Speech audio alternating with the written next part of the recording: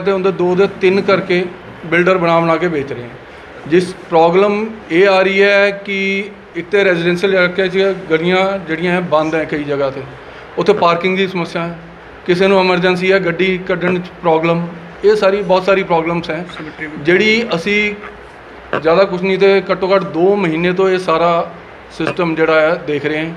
और पिछले दिसंबर तो इस चीज़ को असी फॉलोअप कर रहे हैं एकता विहार च, और दिसंबर तो असी कंटिन्यू एप्लीकेशनस लिख रहे हैं ईओ नूं और रेगूलर उन्होंने को जाके मिल भी रहे हैं, तो भी किते भी जाके साडा जिहड़ा भी है मतलब हाले तो मसला कोई हल नहीं हो रहा।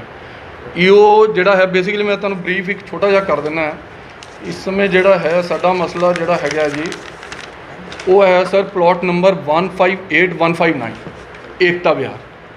उत्थे 250-250 गज के 2 प्लॉट सीगे जिहड़े ऑलरेडी रजिस्ट्रियां 2 ही होई हुई सी, लेकिन 2 तो बाद हुण जिहड़ा अगे लेडीज़ नूं अगे करके रजिस्ट्रियां करा लिया गई। रजिस्ट्रियां तुहानूं पता ही है रजिस्ट्रियां क्या कुछ हो रहा है, वो तुसीं देख ही लिया एक दिन पहलों की होया, ठीक है, वो आपां नूं दस्सण दी लोड़ नहीं। लेकिन वो 2 दे हुण 3 बना रहे, तो 2 दे 3 बनाणगे तो गली अगे जाके बंद है जी, ठीक। उत्थे पार्किंग की समस्या है, सिमेट्री खराब हो रही है, ये सारी चीज़ां ईओ साहब नूं असीं कन्वे कर चुके हैं, ऑलरेडी लैटर लिख चुके हैं, सब कुछ कर चुके हैं। हुंदा की है कि ईओ साहब भेजते हैं इत्थों कोई निर्दोष करके है इन्हां दा, उतों भेजते हैं जी ईओ साहब कहते हैं कि काम बंद कराओ, राइटिंग किसी को नहीं दे रहे, ये सब तो वड्डी प्रॉब्लम है। जबकि एक गैसटेड ऑफिसर है उन्होंने राइटिंग च देना चाहिए है अपने इंपलॉय नूं कि जाके उत्थे काम बंद कराओ, वो वर्बल कह देंगे काम बंद कराओ, इत्थों ऑफिसर तो उत्थे जांदा है जाके कहता जी काम बंद करो, गली का हाले मोड़ मुड़दा जी नाल ही काम शुरू हो जाता।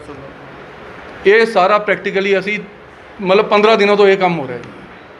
उस तो बाद लास्ट असी एडीसी मोहाली पूजा सियाल जी नूं मिले जाके, अगर पूजा सियाल जी नूं असी जाके ना मिलते और वो साडी गल ना सुनते तो अज जिहड़े प्लॉट बन रहे हैं उन्होंने लैंटर पे होंगे, और उस तो बाद तुहानूं पता लैंटर पै गए तो उस तो बाद हुंदा कुछ नहीं है। तो पूजा सियाल जी ने साडी हेल्प की इमीडिएट इफैक्ट दे नाल उस समय साढ़े सामने बैठे बैठे ईओ नूं फोन किया, उन्होंने मेल पाई और लैटर उस समय रजिस्ट्री उन्होंने भेजी कि भाई ये काम इमीडिएट इफैक्ट ना 7 डेज़ लिए बंद कराया जाए, 7 दिन लिए फिलहाल बंद किया उन्होंने। और ईओ बेसिकली मसला है क्या तो, और ईओ साहब ये कहते हैं जी ये जिहड़ा एकता विहार कलोनी है वो कहते जी अनऑथराइज्ड है, ये सब तो वड्डी साडे लिए प्रॉब्लम। 1994 च कलोनी कट्टी गई सी जिंदे की ऑनर है सी जी तुहाडे ये परमजीत सिंह सैनी की जमीन सी जी 1994 च। उस तो बाद सैनी साहब तो लैंड परचेज की सरदार साहब सिंह जी ने, ठीक। वो उस तो बाद कलोनी कट्टी गई, जिहड़ी कलोनियां के नंबर है या जो भी ये प्लॉट्स के नंबर लगते हैं उस समय उन्होंने लाए थे। तो उस तो बाद तो कमेटी ने भी एक मता पाया सी जी, ये पाया जी 2/11/2011 169 प्लॉट, तो उस मते दे विच लिखा गया बकायदा वर्ड टू वर्ड, मते की कापी तुहानूं असीं प्रोवाइड कर देंगे। मते की कापी दे विच क्लीयर लिखा गया है कि जदों तुसीं कोई लैंड नूं सेल करता है और उनकी अगली रजिस्ट्री जदों करनी है तो उस लिखा गया है कि तुसी रजिस्ट्री पिछली देख के फिर अगली रजिस्ट्री करोगे, ये नहीं कि 250-250 के 2 हैं जी तुसी 3 रजिस्ट्रियाँ कर दोगे, वो इलीगल है।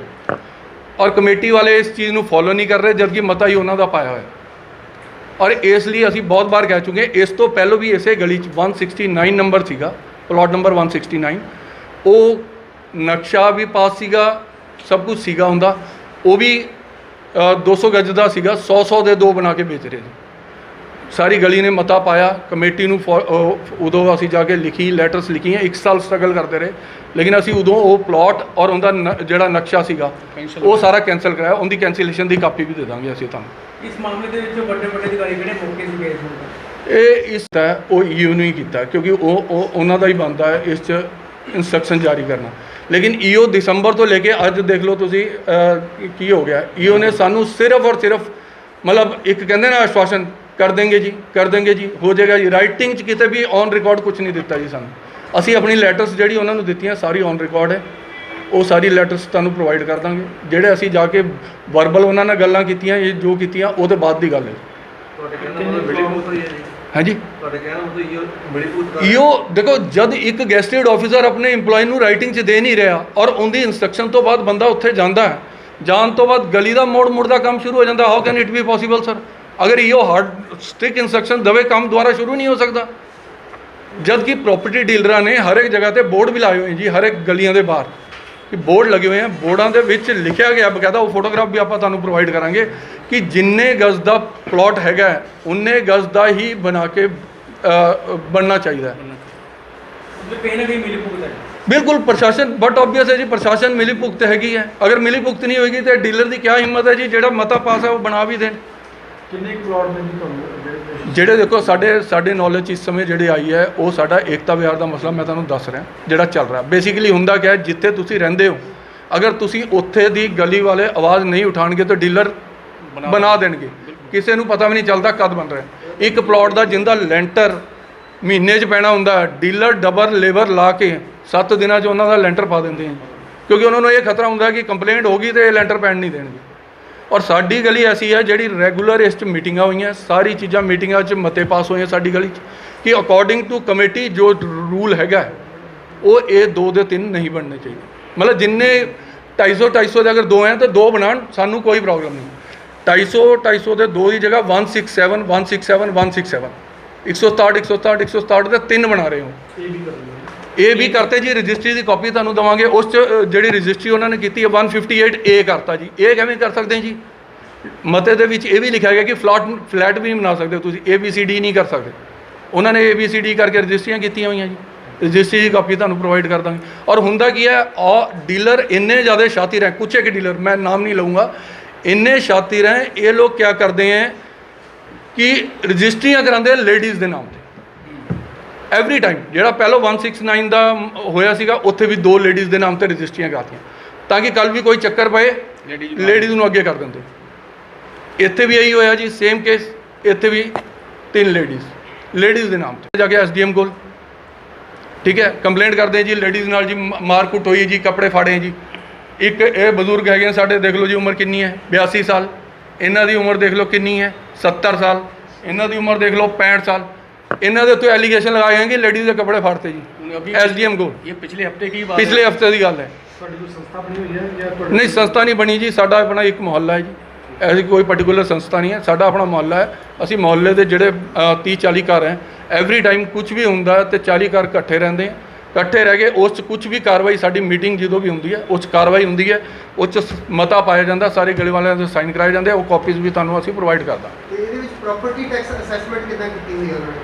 प्रॉपर्टी टैक्स असैसमेंट देखो जी, ये उन्होंने पता होगी क्योंकि ਜਿਹੜਾ ईओ कह रहे हैं, ईओ ये कहता है कि अनऑथराइज है। जब अनऑथराइज है तो property tax all this things वो कलैक्ट ही नहीं कर सकते, नक्शे ही नहीं पास कर सकते। और ਅਸੀਂ regularly property tax property tax regular ਅਸੀਂ ਲੋਕ ਤੇ ਦੇ ਰਹੇ हैं। ਹਾਊਸ ਟੈਕਸ ਦੇ ਰਹੇ ਨੂੰ ਕਿਹਾ ਸਪੈਸ਼ਲੀ ਉਹ ਨਹੀਂ ਕਹਿਣਾ ਥਰਾਈਡ नहीं जिदा एक पर्टिकुलर प्रॉपर्टी है, हाँ जी।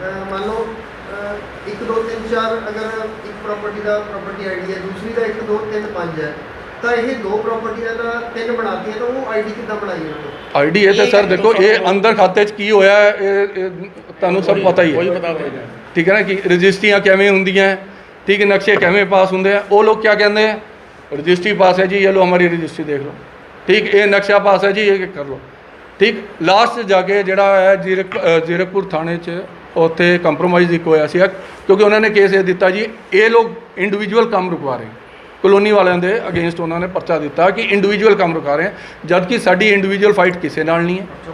पर्चा होया सी, पर्चा नहीं होया, मतलब एक एप्लीकेशन दी गई, उत्थे फिर दोनों पार्टीज़ नूं बुला के ਸਾਡੇ ਸਾਹਮਣੇ ਗੱਲ ਆਈ ਸੀਗੀ, ਉਹਦੇ 3 ਰਜਿਸਟਰੀਆਂ ਹੈਗੀਆਂ, 3 ਨਕਸ਼ੇ ਪਾਸ ਜਿਹੜੀ ਸਾਨੂੰ ਦੱਸਿਆ जी जी बिल्कुल ਤਿੰਨ ਪਲਾਟ ਉੱਥੇ ਹੈਗੇ ਆ, 3 ਦੀ ਅਲੱਗ-ਅਲੱਗ ਰਜਿਸਟਰੀ ਹੈ ਔਰ 3 ਦੇ ਨਕਸ਼ੇ ਪਾਸ ਹੈ। बिल्कुल बिल्कुल यही हुआ ना। ਗਲਤ ਕਰ ਰਹੇ नक्शे सर बेसिकली क्या है, पहलो जो ओनर सीगा वो 250 ਦੇ 2 ਪਲਾਟ ਸੀ, ਜਿਹੜੀ ਰਜਿਸਟਰੀਆਂ ਪਹਿਲਾਂ ਹੋਈਆਂ ਉਹ 250 ਦੀਆਂ ਹੋਈਆਂ।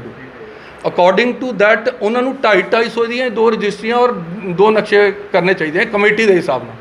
ਉਹਨਾਂ ਨੇ ਕੀ ਕੀਤਾ, 167 167 167 3 ਕਰ ਲਏ, दैट इज़ रॉन्ग। ਉਹ हाँ इको ओनर ने लेते, इको ने आगे भेजते, 250 ਗਈ ਹੈ ਸਿਰਫ ਉਹੀ ਤੇ 160 160 ਗਈ ਕਰਨੀ।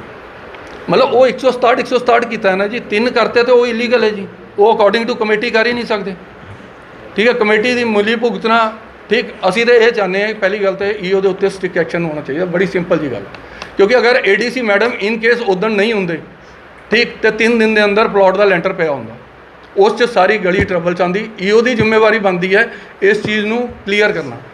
टाइम ये क्या बस मैं काम रुका रहा हूँ, अभी 5 मिनट में रुका रहा हूँ और उन्होंने सारी कॉल्स ऑन रिकॉर्ड है, वो सारी रिकॉर्डिंग तुहानू असीं प्रोवाइड कर सकते। ये भी कहा है उन्होंने कि ये कॉलोनी ही अनऑथोराइज्ड है, इनमें असी कुछ नहीं कर सकते, ये नक्शे पास इतना ही होते रहेंगे। वेयर एज अभी कुछ दिन पहले कॉलोनाइजर ने कहा कि नहीं ईओ ने कहा ਕਹਿਣ ਦਾ ਮਤਲਬ ਇਹ ਆ ਕਿ ਜਦੋਂ ਤੁਸੀਂ ਈਓ ਨੂੰ ਕਹਿੰਦੇ ਸੀ ਕੰਮ ਰਕਾਉਂਦੇ ਦੁਬਾਰਾ ਚਾਲੂ ਹੋ ਜਾਂਦਾ ਸੀ, ਪਰ ਹੁਣ ਏਡੀਸੀ ਨੇ ਰਕਾਇਆ ਦੁਬਾਰਾ ਚਾਲੂ ਨਹੀਂ ਹੋਇਆ। नहीं हाँ एडीसी ने रुकवाया जी, एडीसी ने ਜਿਹੜਾ ਲੈਟਰ ਇਸ਼ੂ ਕੀਤਾ ਉਹ 'ਚ 7 ਦਿਨ ਦੇ ਅੰਦਰ ਈਓ ਗਰੀਸ਼ ਜੀ ਤੋਂ ਰਿਪੋर्ट ਮੰਗੀ है फॉर द टाइमिंग ਕੰਮ ਬੰਦ। ਡੀਸੀ ਦੇ ਕਹਿਣ ਤੋਂ ਬਾਅਦ ਕੰਮ ਬੰਦ ਹੋ ਗਿਆ। ਹਾਂ ਬਿਲਕੁਲ ਈਓ ਦੇ ਕਹਿਣ ਨਾਲ ਕੰਮ ਬੰਦ ਨਹੀਂ ਨਹੀਂ ਹੋਇਆ ਜੀ, ਨਹੀਂ ਹੋਇਆ। ਈਓ ਨਿਰਦੋਸ਼ ਜੀ ਨੂੰ ਭੇਜਦੇ ਸੀਗੇ, ਉਹੀ ਗੱਲ ਜਾ ਕੇ ਉੱਥੇ ਸਿਰਫ ਫਾਰਮੈਲਿਟੀ ਸੇ ਹਾਂਜੀ ਅਸੀਂ ਕਰ ਰਹੇ ਹਾਂ ਜੀ ਕੰਮ, ਠੀਕ ਹੈ ਜੀ। ਉਹ ਗਲੀ ਦਾ ਹਲੇ ਮੋੜ ਮੁੜਦੇ ਸੀ ਕੰਮ ਫਿਰ ਸ਼ੁਰੂ। ਤੁਸੀਂ ਬਲੌਕ ਲੈ ਰਹੇ ਹੋ 250 ਗਜ਼ ਹਾਂਜੀ ਰਜਿਸਟਰੀਆਂ ਵੀ ਹੈ, ਸਭ ਕੁਝ ਹੈ ਜੀ। ਕਲੋਨੀ ਦਾ ਓਵਰਆਲ मतलब अनऑथोराइज तो ਕਲੋਨੀ ਦਾ ਓਵਰਆਲ ਨਕਸ਼ਾ ਸਾਡੇ ਕੋਲ ਨਹੀਂ ਹੈ ਜੀ, ਉਹ ਕਹਿੰਦੇ ਜੀ ਇਹ ਤਾਂ ਮਾਸਟਰ ਪਲਾਨ 'ਚ ਹੀ ਨਹੀਂ ਹੈ।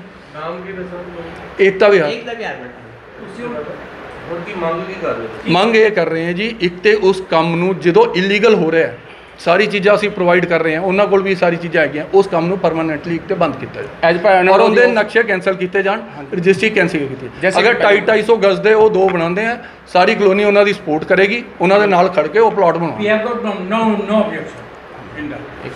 मेरा जी 169 का भी ऐसे ही हुआ कि पहले भी उनके मता पास हुए थे और उसमें यही मता पास हुआ कि जितने साइज़ का वो प्लाट है उतने ही साइज़ का वो प्लाट बनाया जाए। एक ही बना हाँ जी, हाँ जी। और वो उनके नक्शे और उनकी रजिस्ट्रियाँ भी कैंसिल हुई हुई हैं, रद्द की गई हैं कमेटी ऑफिस से कि भाई नाजायज़ तौर पर इनकी रजिस्ट्रियाँ हुई थी और सारा मुआयना हुआ था और उसके बाद ही उनको रद्द किया गया था और उनके काम रोके गए थे और आज वो उसके ऊपर 200 गज का ही मकान खड़ा है। तो ये आपकी डिमांड ये है कि उनकी रजिस्ट्रियाँ भी कैंसिल हो और उनके नक्शे भी कैंसिल रजिस्ट्रियाँ कैंसिल हो, नक्शे कैंसिल हो, क्योंकि ऑलरेडी देखो कानून तो एक ही रहेगा जी।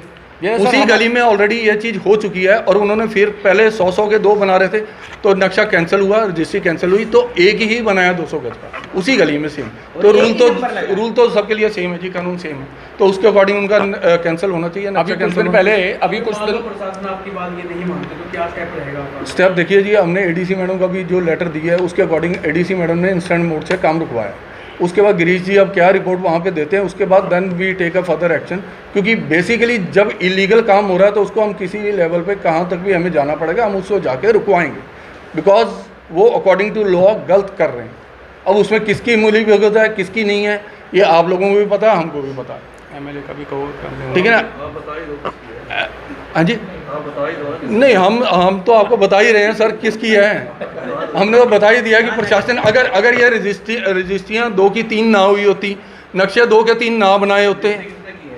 रजिस्ट्री रजिस्ट्री सारे तहसीलदार नायब तहसीलदार ने की है, ये अपने हरमिंदर हरमिंदर सिंह सिंह। जो अभी लेटेस्ट 2-3 दिन वो- पहले ही सस्पेंड हुए हैं। वो विजिट भी करके गए हैं जी, अभी वो विजिट भी करके गए। उन्होंने विजिट की थी 4-5 दिन पहले उसी गली में, उसी प्लॉट्स के बारे में, उसी प्लॉट्स पर आए थे, वहाँ पर विजिट करने गए तो उनसे उन्होंने कहा कि भाई आप बनने दो इनका, इन्होंने गरीब आदमी है इनको बनने दो, इनका इन्होंने पैसे खर्च किए हैं। हमने कहा जी हम कब रोक रहे हैं, 250 गज का प्लाट है बनाओ 250 गज का। तो कहते नहीं ये इलीगल कॉलोनी है, अनऑथोराइज कॉलोनी है, हम तो इसकी उनकी खुद वर्डिंग है तहसीलदार नायब तहसीलदार साहब की, हरमिंदर साहब की, जो उनको सस्पेंड किया है कि भाई ये अनऑथोराइज कॉलोनी है, हम तो इसमें 50-50 के भी 50-50 गज के भी टुकड़े करके रजिस्ट्रियाँ कर देंगे, ये उनकी वर्डिंग है।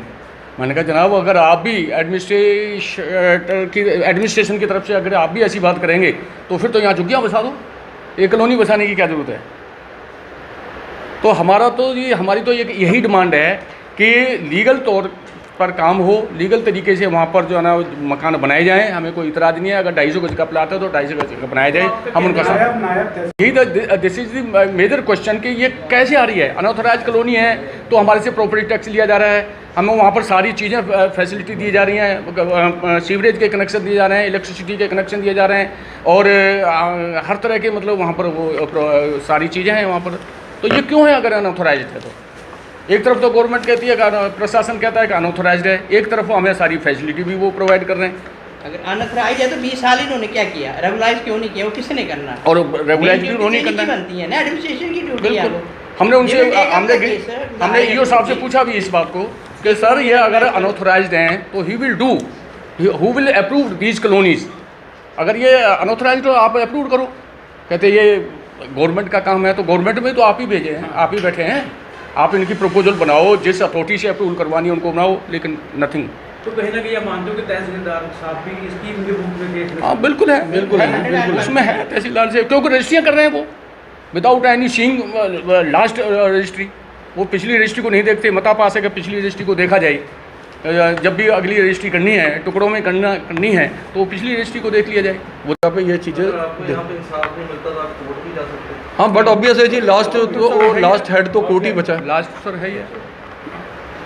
जैसे मुख्यमंत्री साहब ने जो नंबर जारी किया है, जो करप्शन करता है, वो ऐसा करता है, वहाँ पे भी तो कंप्लेंट किया सर करप्शन बेसिकली इसके अंदर करप्शन, हाँ ऐसा कुछ हमें मतलब मैं कहूँ कि ईओ ने पैसे लेके ये कर दिया या उसने ये पैसे लेके कर दिया, ऐसा कुछ तो बीच में है नहीं। ऐसा वीडियो कुछ बना के हम वहाँ अपडेट करेंगे भी तो उसके अगेंस्ट कोई ऐसा एक्शन होगा नहीं, because for that we required particular proofs. अब ईओ ने जो हमारे साथ हुई है वो हमारे पास ऑन रिकॉर्ड है जो चीज़ें हैं, ठीक। अगर हम ईओ को एप्लीकेशन दे रहे हैं दिसंबर से, तो दिसंबर से एप्लीकेशन देने के बाद आज देख लीजिए आप क्या है, ठीक। अभी तक ईओ ने राइटिंग में एक चीज़ भी हमें रिवर्स वापस नहीं की। एप्लीकेशन के अगेंस्ट कोई क्या एक्शन लिया, कुछ नहीं, सिर्फ वर्बल है सब कुछ कि मैं कर रहा हूँ, मैं कर रहा हूँ, मैं कर रहा हूँ। और उनके एम्प्लॉयज़ जाते हैं, वही बात है कि वो वहाँ क्या बात हो रही है गॉड नोज। 5 मिनट में कहते हैं जी काम बंद है, 5 मिनट बाद काम शुरू है। अब वो 5 मिनट बाद कैसे शुरू हो जाता है, इतने अगर ईओ साहब के हार्ड इंस्ट्रक्शंस हों तो काम दोबारा शुरू नहीं हो सकता, जो चीज़ इलीगल हो रही है।